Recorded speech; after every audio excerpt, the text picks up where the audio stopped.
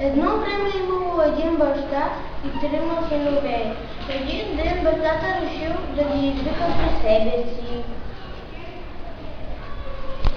Елате, синове. Реших да ви дам по 3 кутии жълтици и да тръгнете по света да търсите най-скъпоценния плод.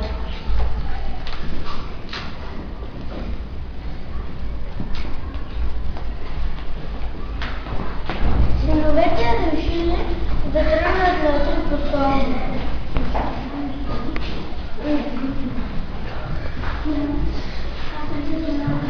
След 3 години те се върнали.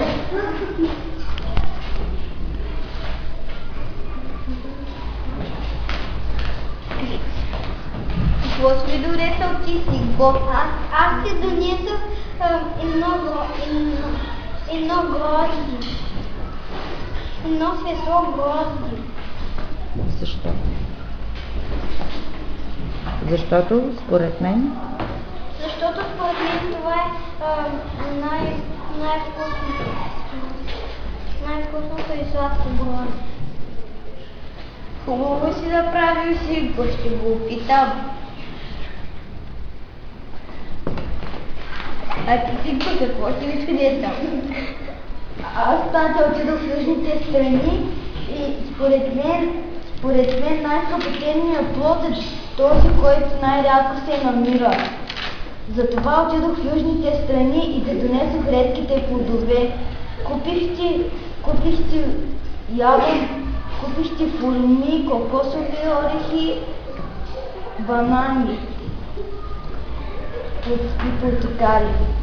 Хубаво си направил, синко, ще го опитам.